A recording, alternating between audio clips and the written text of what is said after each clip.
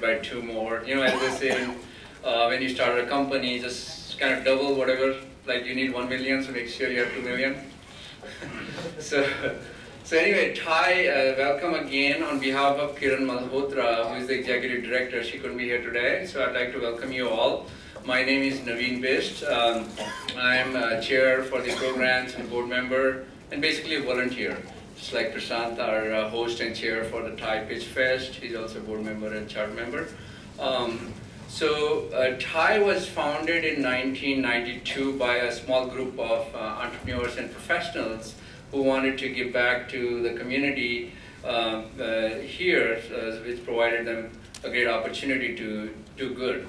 So, and most of them came from South Asia or Indus Valley region, and hence the name Thai, the Indus Entrepreneurs. However, today it stands for Talent, Ideas, and Enterprise. And Thai is an open and inclusive organization, so all of you, those who are new, please make sure you become members just for 30 cents a day.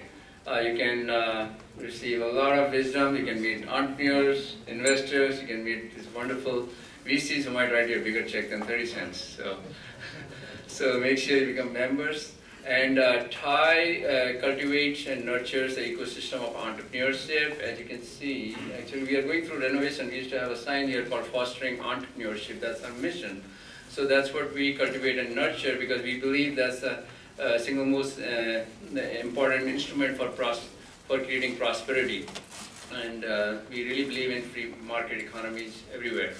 So since its inception in 1992, Thai has grown to over 57 chapters in 14 countries, all the way from Australia, Singapore, Malaysia, Japan, to Europe, and all the way in Nordic countries like Sweden, Germany, UK, and across North America and Canada and US in various cities.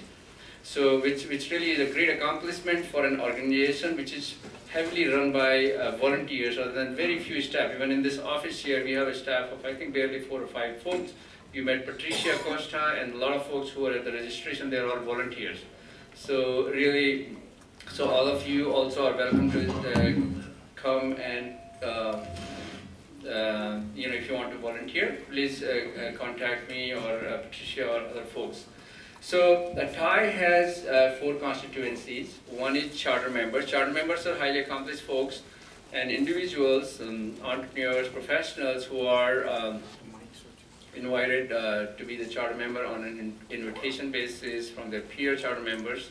And in fact, we have a number of them here. Can I see some hands? I saw Murali, passport. And so please make sure you can connect with them, and and also they could be your advisors, investors, as well as some of them potential customers. And then second constituency is our members, which is, like I said, open to anyone for 30 cents a day. So feel free to go to Thai website or just connect with us. And the third constituency is our sponsors. So we have a number of sponsors, a lot of VC firms. Corporations like Microsoft, Google, IBM, those who have these entrepreneurship sort of programs, and legal firms, advisory firms, etc. So they provide the financial support for the organization. And the last but not the least, the constituency is our volunteers. As I said, the whole Thai organization is heavily run by volunteers, just like me, Prashant, and all the panelists who are invited. Now, what do we do? Thai, one of the main things we do is a flagship program called ThaiCon, which is this year on May 18th and 19th. It's Thai conference, started in 1994. Has anyone been to a ThaiCon before? All right. So those who haven't been, please mark the date, May 18th and 19th of this year, Friday and Saturday. So make sure you attend that, because number one, it's very stimulating, especially since you guys are here for this Pitchfest. I'm assuming a lot of you are either entrepreneurs or aspiring entrepreneurs. So I think it'll be a real electrifying experience. I've been going to this since they started in 1994, and in fact, in '96, by accident, I met my first angel investor for my first company, UKI Software, right in ThaiCon. So that's kind of the benefit, and then the company was sold to Novell within 3 years. So it's really a great event where you meet a lot of investors, venture capitalists, customers, entrepreneurs, whatever. So, and a lot of, for a very cheap price, a few $100, which is like you're not going to get that kind of event anywhere. But one of the most important thing what happened with TiECon last year, later part, was it was basically sorry, sorry, I didn't have much drink today. So anyway, TiECon was nominated to be one of the top 10 conferences by Worth Magazine, along with World Economic Forum and TED. So which was really a source of great pride, because like I said, this is an organization which is run by volunteers. Right now we just started planning with over 300 plus volunteers who helped to organize it, and last year we had 4,000 attendees. So it's one of the largest entrepreneur conferences. So that's why I said you must really visit. And I've been going to actually every TiECon. It just, it's just for me, it's like visiting Makkah. Not that I'm religious, but so that's TiECon. And in fact, this year in TiECon we have something called Innovation Expo. So what it is like a lot of you startups, you can have your, you can showcase your product technology, you can get a small booth with everything for a very small, few $100 kind of price, and there might be a discount. You can check it out on our website. And so please make sure you register, because you can get in front of investors, customers, employees, recruiters, all kinds of folks. Like 4,000 attendees are there. So please do that, and then plus we have a number of other programs. Now, in addition to TiECon, the regular programs we have are industry specific, like social media. We have and so we hold like one program, I would say on the average once a quarter, like panelists, etc. And every program has 2 co-chairs from the industries who are experts. And so the same way, social media, cloud, life sciences, energy, and mobile. So those are kind of we try to make sure we are keeping in line with the trends of what's interesting for the new innovation and opportunities. And then second, then there are other programs like TiE Women's Forum, and then there is a TiE Growth Company Forum, which is for the mid and late stage companies. And in addition, every year we look at how do we continue to bring out new programs which will foster entrepreneurship. So like this one, it got started last year, August, TiE Pitchfest. We felt we need to bring something here, and I won't take the thrill out of Prashant in talking about it. But in addition, we also launched a program called TiE Angels like a year and a half ago. So which is funding almost one company every month. It's on our website. You can see the portfolio companies. A number of them have been funded by VCs. So those who want to apply for receiving anywhere from $0.5 to $1 million, there's a process. Go to website. There's a TiE Angel section, and you can fill out an application, 3-step screening process. Like, companies apply, then 8-9 companies are chosen based on some ratings, and then they are called in in front of a screening committee consisting of all the, like I said, venture capitalists, highly accomplished entrepreneurs, and then 3 or 4 are selected. They present every third Monday of every month here in front of anywhere from 60 to 80 investors, and then like I said, on an average, one company has been funded. They're always doing due diligence. So that's the second program we launched a couple of years ago. And last year, we also launched a new program called My Story, which I launched. I'm the chair for that. In fact, we have an event coming next month. It's held first Tuesday of every month. An entrepreneur who has exited his company for at least 100 million or more, or taken his company public, they come and share. He she or his co-founders come and share their story. And lessons learned, you can ask questions. So there is one coming on March 6th, as I said. So that's the second one, and we'll continue to bring. We are also planning to bring one-to-one VC programs soon. New one we will be launching. And if you have any other ideas which will continue to help fostering entrepreneurship, please let me know. So with that, I'd like to introduce Prashant Shah, who is also a fellow board member with me on TiE, and I call it a TiE junkie or volunteer. I mean, that's what it is. For the last number of years, very active. In fact, used to be chair for social media programs before. Who was chair for this Pitchfest, launched last year. And Prashant himself has been a successful venture capitalist, as well as he's been in the large companies like AT&T, to other startup to IPO companies, Tumbleweed, etc. And so with that, so let's give him a big round of applause before he gets nasty. Thank you, Prashant. Thank you, Naveen. So when I joined the board this year, one of my goals, which I still haven't accomplished, is how do we make these introductions a 2-minute pitch? Clearly, I'm not winning. That's right, that's right. Anyway, welcome everyone.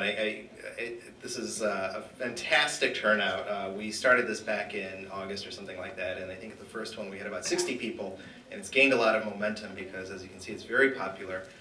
What's great about it is that even if you don't get the chance to pitch, by hearing the people who do get selected to pitch, hopefully the feedback is still helpful to all of you. I also want to welcome our panelists today.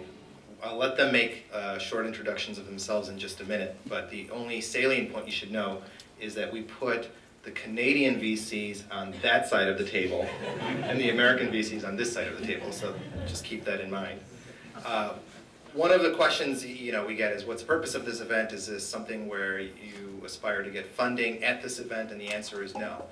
This event was put together because we wanted to mimic a real-life interaction to give entrepreneurs a chance to practice their elevator pitches.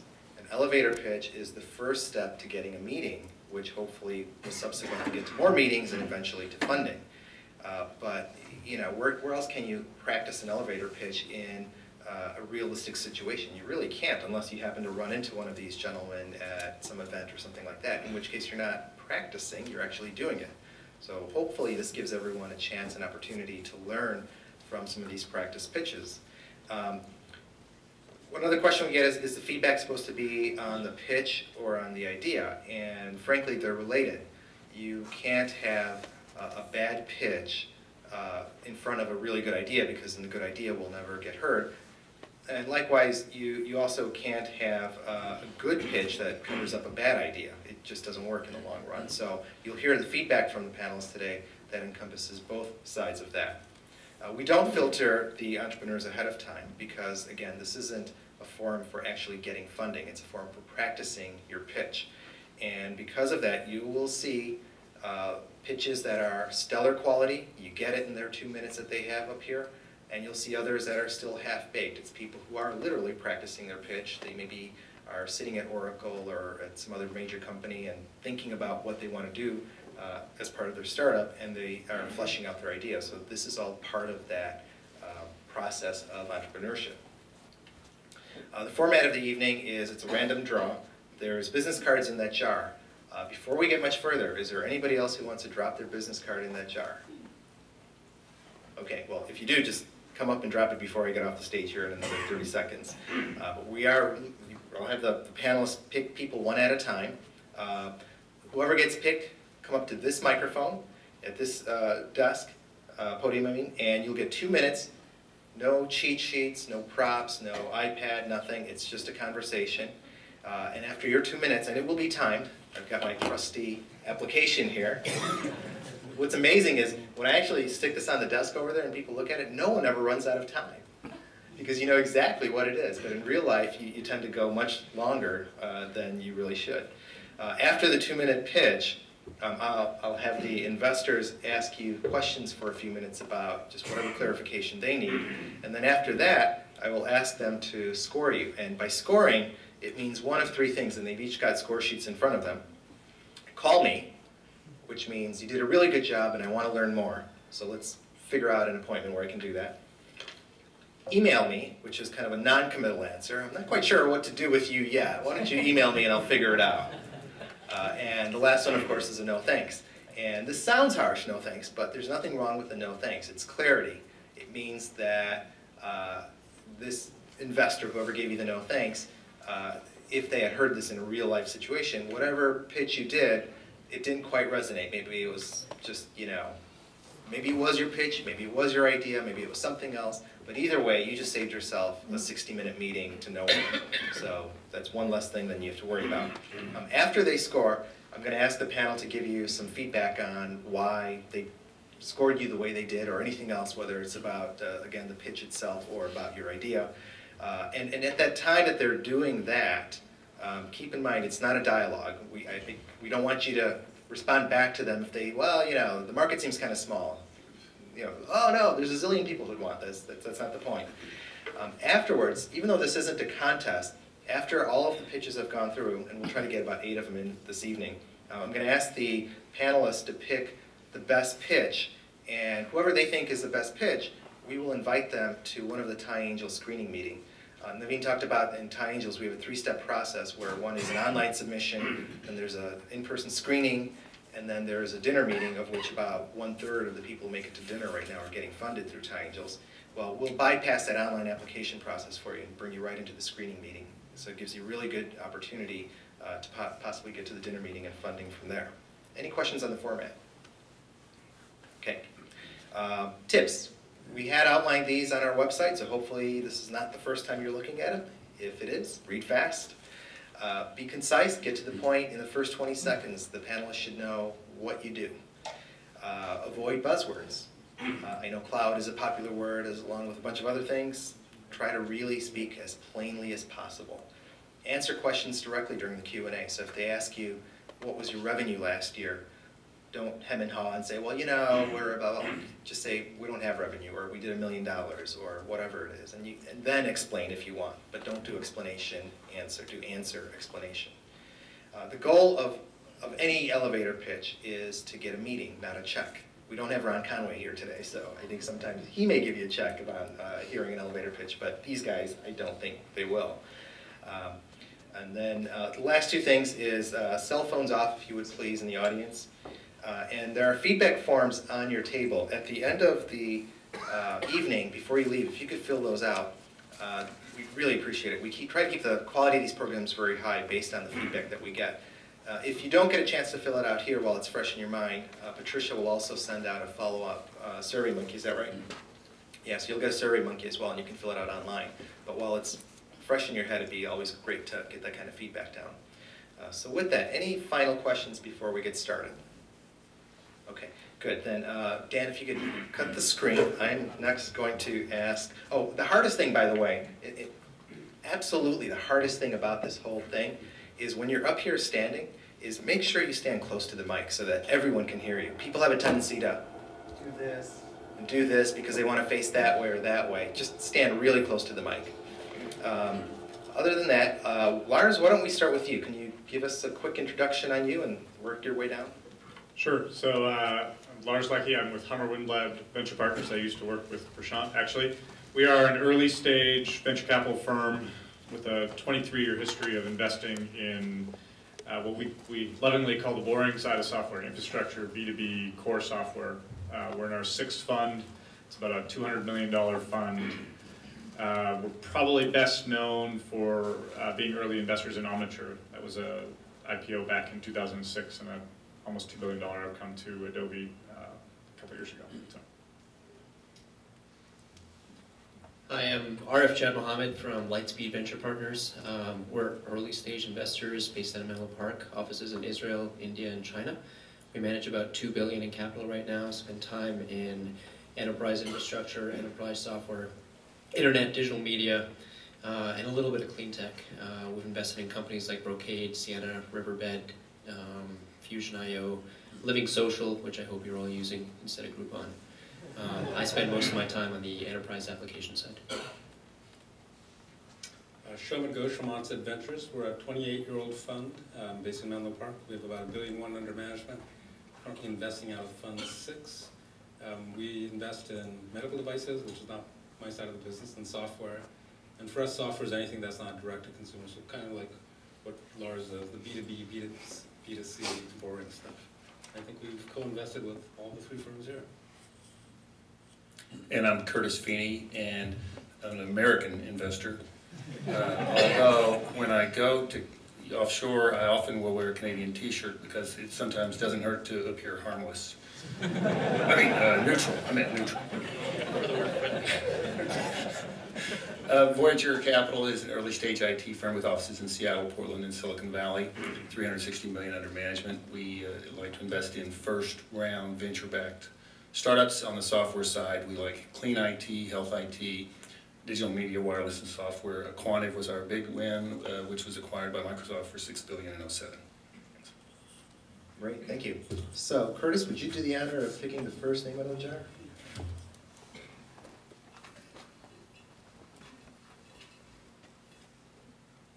You can read it off. You got it. An unpronounceable, okay. It's actually not a business card, it's handwritten. Okay, so since it's handwritten, it's actually hard to read. Balashi Ravindran? Did I say that close? All right, he's right here in the front row. Oh, there you go. So go ahead, get up to the podium over there. And when you're ready, I will start the clock. Yeah, I'm ready. Hi, I'm Balaji. I will make use of the next couple of minutes to introduce a new concept called Palify. Palify is a medium for people to make use of their friends in social network and social media sites to trade and exchange any items. It's done through a very new form of advertising, called like different type of social advertising to promote commerce within social media sites.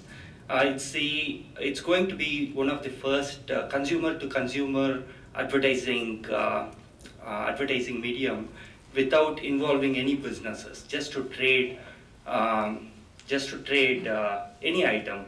It's like today, if people have to do this, they have to go to Craigslist or any classified sites. They cannot do it using advertising to reach the right consumers, the right buyers or sellers implicitly, without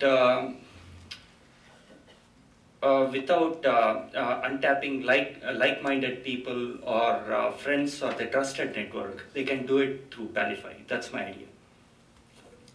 Great, thank you. Questions? So how's this different from the marketplace that Facebook offers?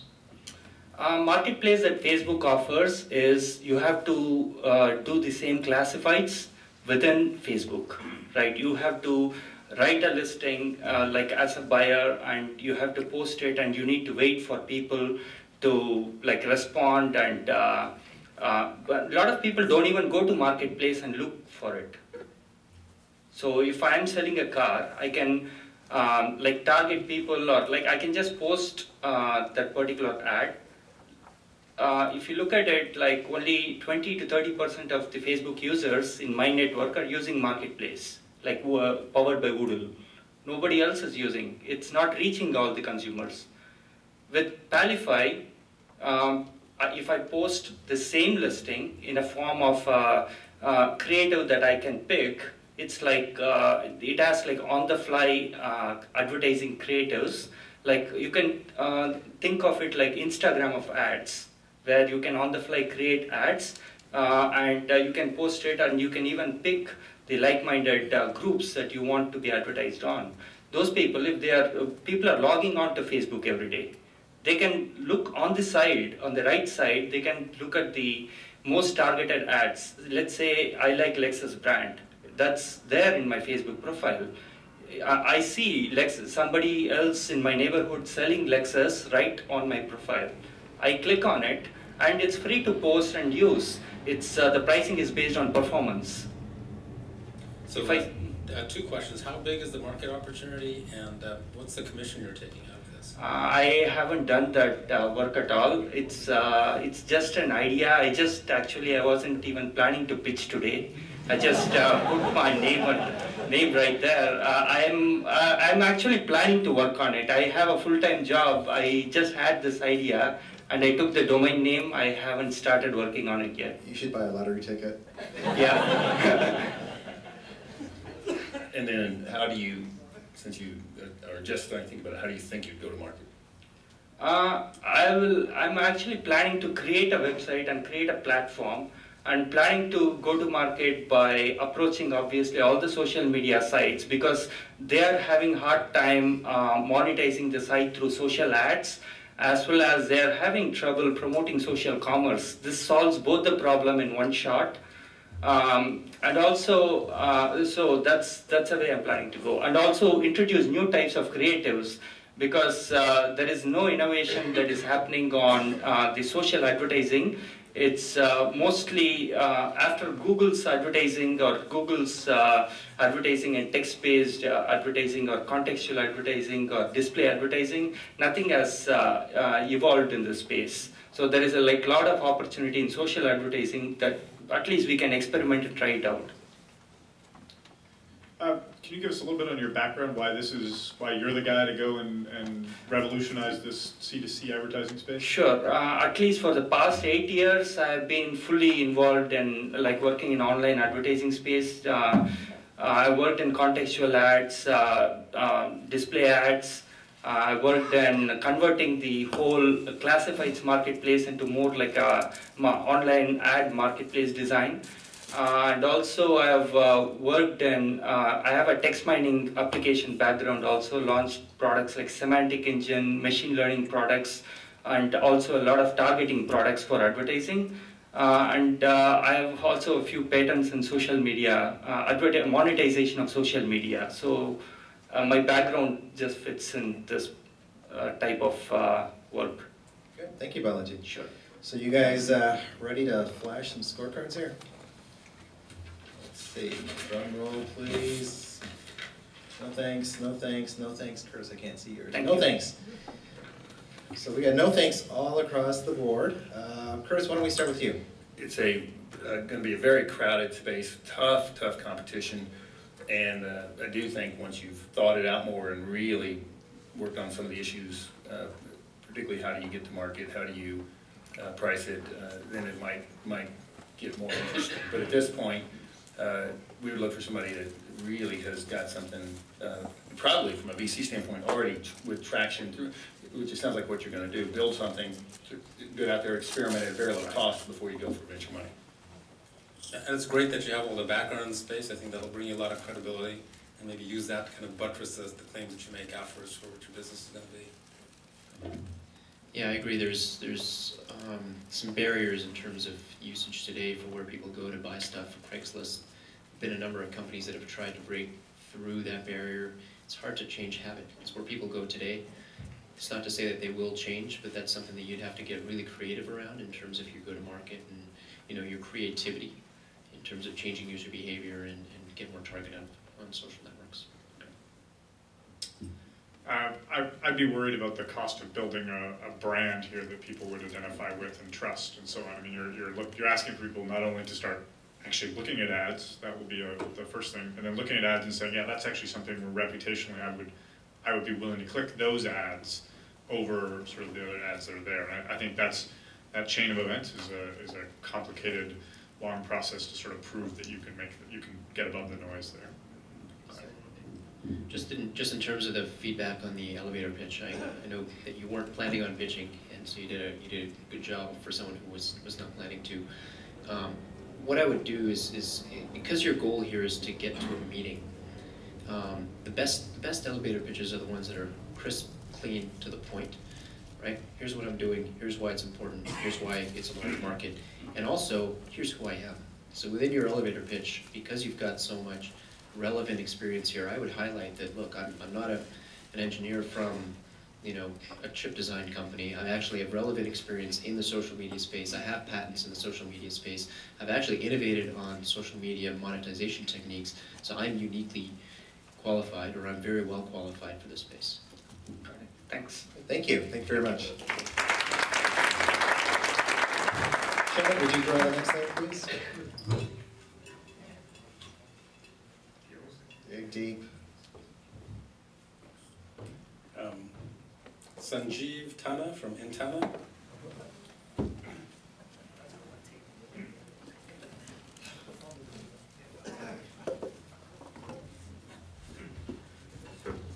All right, Sanjeev, whenever you're ready. I'm ready. Okay, my name is Sanjeev Tana. In year 2006, I founded a company called Intana Technologies. We provide engineering services in medical devices and consumer electronics. Those are the two fields. I'm profitable, the company is profitable. I want to expand this business with capital investors. I would like to hire 3 staffs.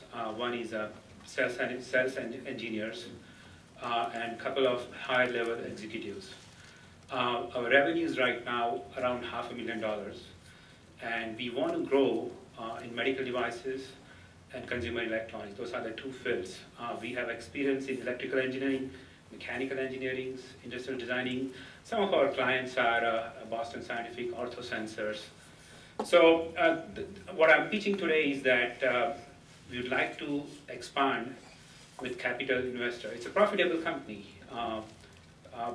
More than money, I'm looking for a directions, a board seat, a member of board who can advise us as an advisor where to go from here.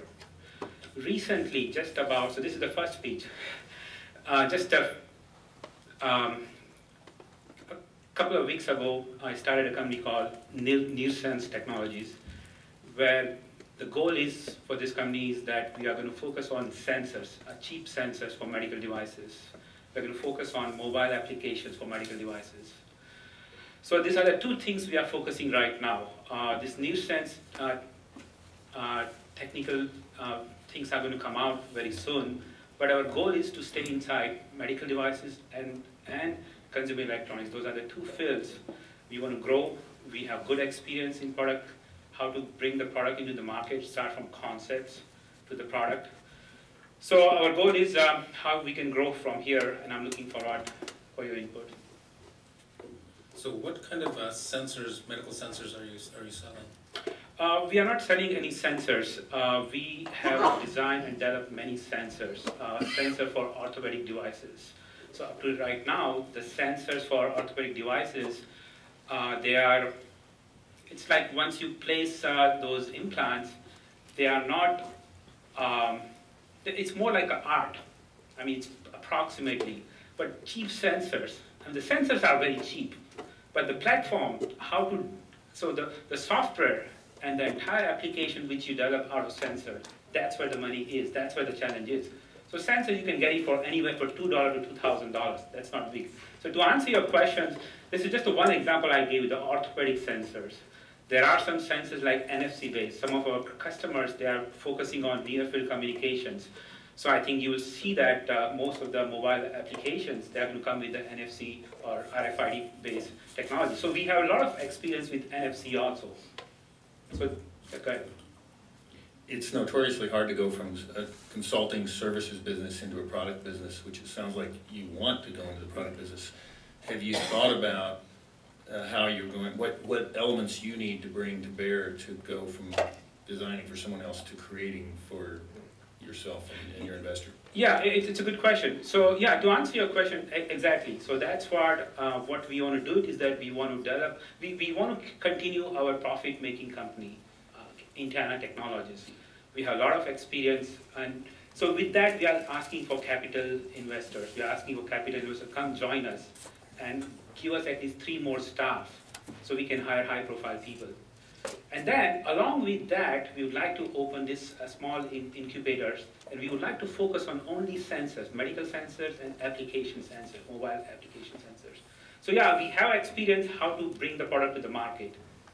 I have a lot of expertise. My background is electromechanical engineering, optical mechanical engineering. So yeah, to answer your questions, we have complete good experience how to bring products. So yeah, transferring from consulting to product base, we can use our experience towards this business model. So I'll just point out that I was just about to ask you what your background was to try and fill out the story. It's just, I mean, maybe I'm going to be asking this of every single person who comes up, but that seems to be a piece that people are jumping right past. So I won't ask the question because you answered it, but I just want to let you know that was the question I was looking at asking. So yeah, my background is I got MS in engineering. I'm an electromechanical engineer, and mainly I would like to call myself the device engineers, and we do device for medical device and consumer electronics. Good. So you guys ready to score this one? All right, let's see them. No thanks, no thanks. Well, tough panel this evening. A rough start here. Lars, why don't we hear from you this time? So I think it was, so you're out of the gate, we're a profitable company, we're looking to grow.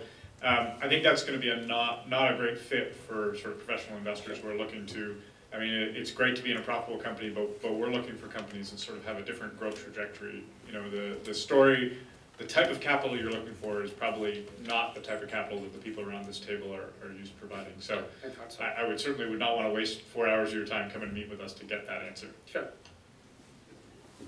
I'd also add that in general for us it's difficult to invest in consulting services companies. They scale generally with people, as opposed to getting leverage in terms of product that can start to inflect. And so for us, we prefer to invest in product or product companies. Yeah, echoing exactly what Lars and Arif said. I think VCs are looking for scalable, fast-growing businesses, and that doesn't come from consulting. Okay. It comes from actually having a product. I also agree with their comments. I would add, it's very seldom you see a company that can have a services business that is maybe feeding a product business. It's almost rare to see winners that do both. Sometimes the product business will have to build the services to implement, but they're a product business first. All right. Thank you. But just I think we talked about your idea and what you're pitching. The other piece was during your pitch, I was sort of listening. You had one business, and then all of a sudden you said, "Hey, I have this second business that I'm also doing." And I thought, "Okay, I don't know." And then I almost felt at one point you were about to tell me you had a third business, and that you know, in the essence of trying to be sort of concise and direct to the point, if you're trying to pitch the device business, just go all in on that. Okay. You know, because that's we're looking for clarity. We're looking for that's what you're trying to do. So. Okay. Thank you. Thank you so much. Dig deep.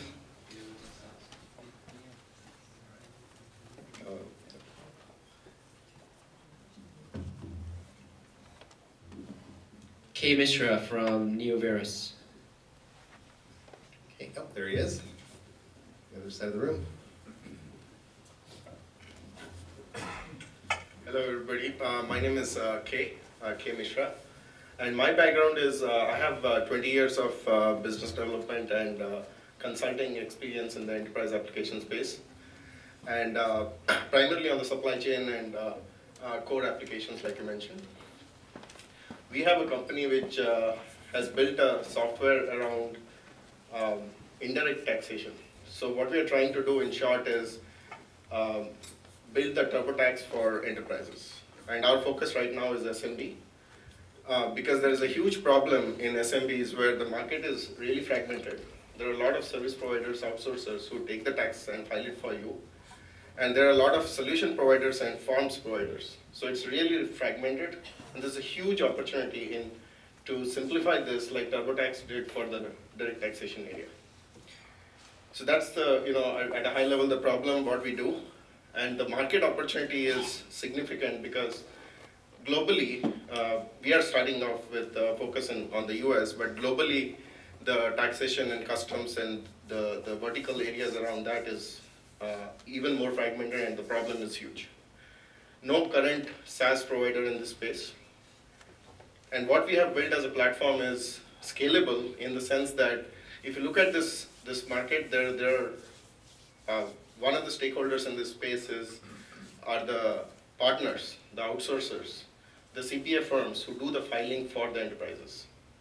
Our platform is scalable, and we have built that solution as well, where partners can manage their practices using our software and collaborate across users.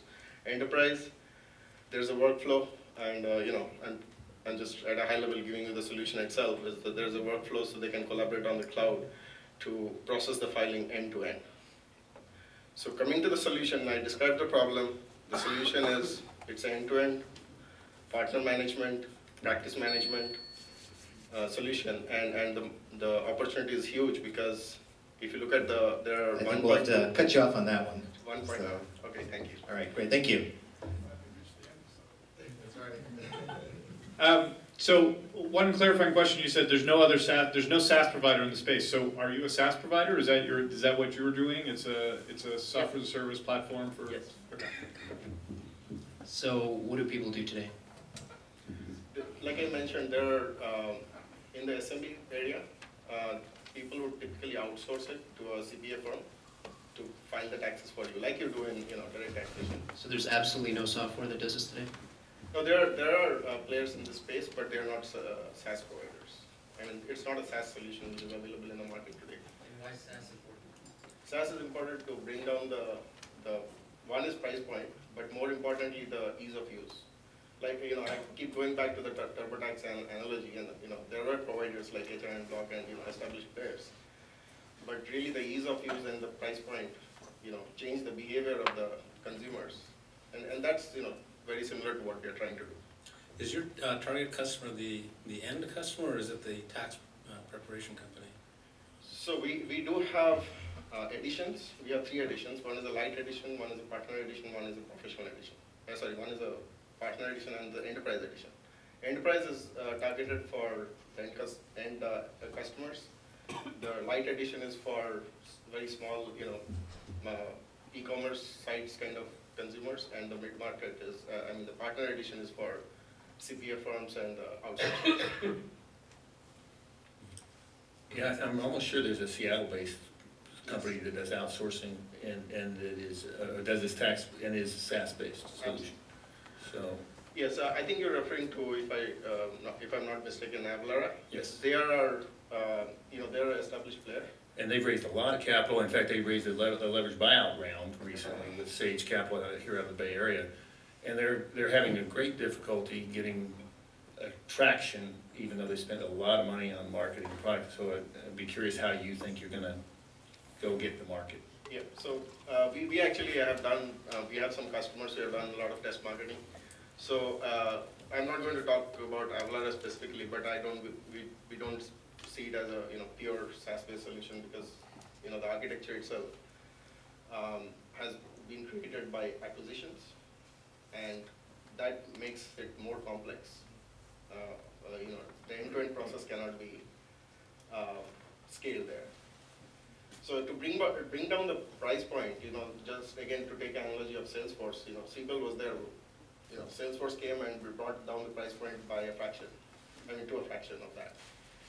That is only feasible when you have a multi-tenant architecture built from ground up.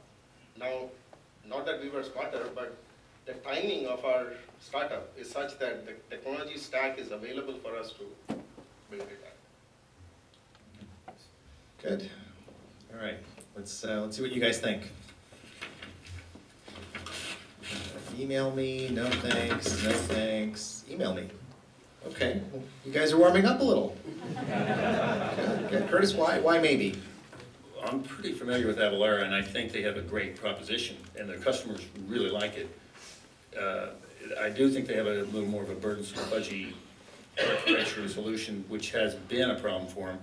But I think the biggest problem is go-to-market and adoption. And my concern on them and on you, which is something I would want to explore further, is the cost of achieving market traction. And Salesforce raised $70 million pre-IPO, and of the $100 million that they raised, 70 million of it went to marketing. And that was because they were the first and they were out there pioneering. It's still very expensive to market this sort of a broad-based application to SMB, so that's my biggest concern and what I'd like to follow up on. Okay, sure. Yeah, and my no thanks was just based on exactly that Salesforce, which was cited as a success, raised all their money back when money was free. And now when money costs infinity, it's tough to get that kind of marketing expense. So it's a long road to hoe. I'll just give some quick feedback on the pitch. I would try to be a lot more concise. The value proposition didn't jump out at me.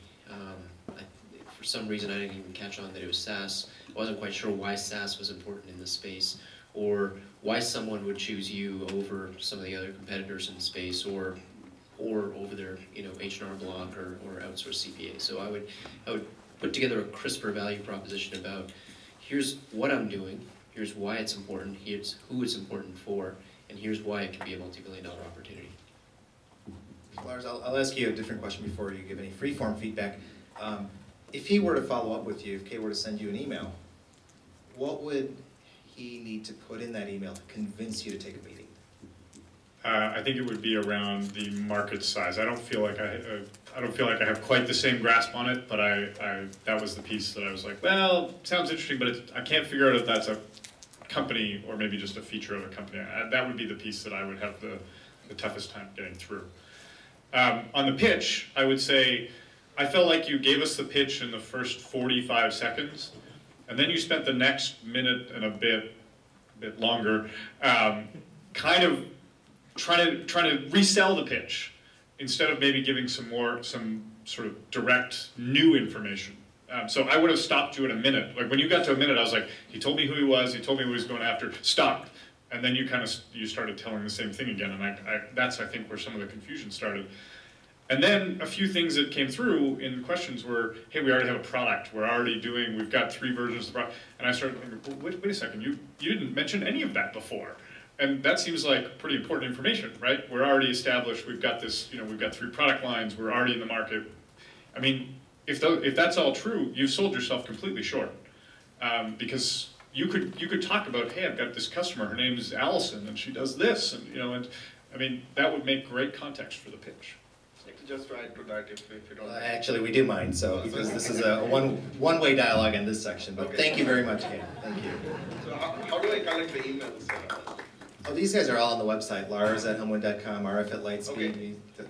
Yeah. Thanks for the opportunity. Yeah, VCs they're not stealth. They are out here at these meetings. In fact, Curtis, just data point for you guys, Curtis was not at a Thai Pitchfest, but he was at a different event where he did run into an entrepreneur that he subsequently funded.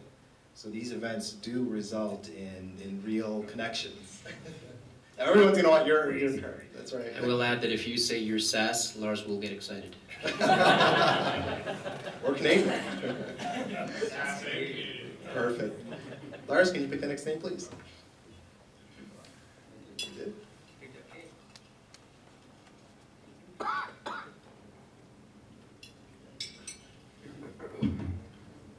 this name. So it's Mick Luabinskas? Close. Yeah. Very close. We get a woo. Levinskas. Come on up, Mick. At least Mick is easy to pronounce. Hey, guys. Hi, everybody. Who believes that motivation in the workforce is a big problem right now? We agree, and we think the way to solve it is through day-to-day recognition. My name is Mick Lubinskas, and I'm the CEO and co-founder of WooBoard. WooBoard is a brand new business that we're going to change the way people work and change the way people recognise each other in the workplace. What happens in the workplace is people don't get day-to-day recognition. So they feel lack of motivation, lack of productivity and lack of teamwork because they're lacking day-to-day feedback from their peers. And our managers have the same problem as well. They're trying really hard, they're desperate to really get their team motivated, get them excited about the work they do, but they haven't got any good solutions. They try annual reviews. Who here hates annual reviews? Me too. They try them and they don't work. They've tried systems that attach to compensation, but that doesn't work in all roles. They've tried a lot of these things and they've run out of ideas. So what we've done is we've introduced WooBoard. Now, WooBoard is a SaaS-based business, which is a very simple tool. And what WooBoard does is simply facilitates and massively multiplies recognition in the workplace. Now the good news is that recognition already happens. People recognise each other on a daily basis, but it gets lost. So WooBoard captures it, shares it, and multiplies it through some simple gaming mechanics. And it's a very simple idea. I woo somebody for something they've done. Very simple. We do that over and over and over again. And in fact, we want to do it 1 trillion times by 2020. Now we've built the product. We're 3 months in. We've got 700 companies who've trialled us, 30 paying companies. We're making about $2,000 a month. We've had $450,000 invested from a venture capital firm based here in the Valley and 2 angel investors. We're looking for someone massively passionate about changing the world through recognition. And if you think I've done a good job, you can give me a woo.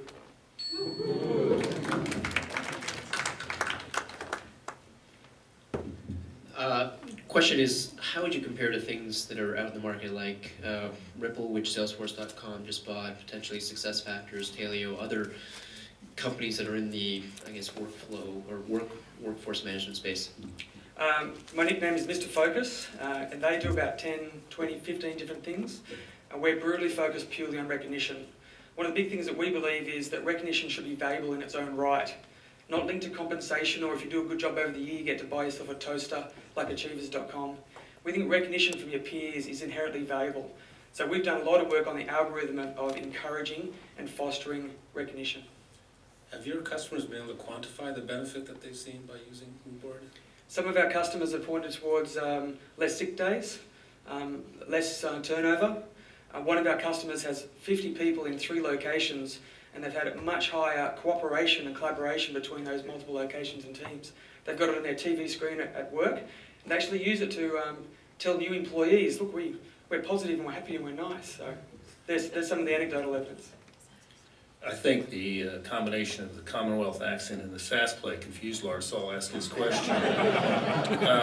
So what's your background to help on this space?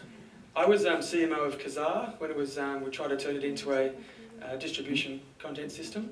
I've run multiple startups, including Australia's largest startup incubator called Pollinizer. I'm the co-founder, I'm the passion behind the business. My first job out of university, I developed a double-sided thank you card to boost recognition at IBM, but left because it didn't work. It wasn't enough for me still. So I'm very passionate about the idea, and I do believe we can change the world through recognition.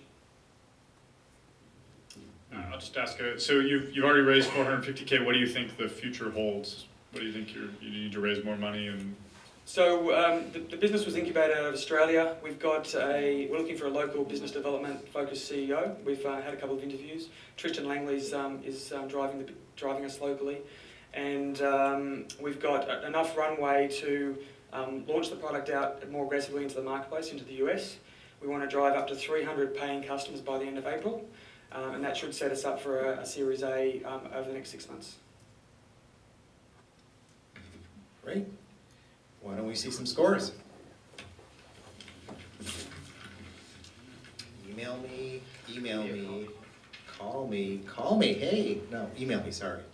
Had you going for a second. No, there's one. That's a call. 3 emails, yeah. No, I thought you were putting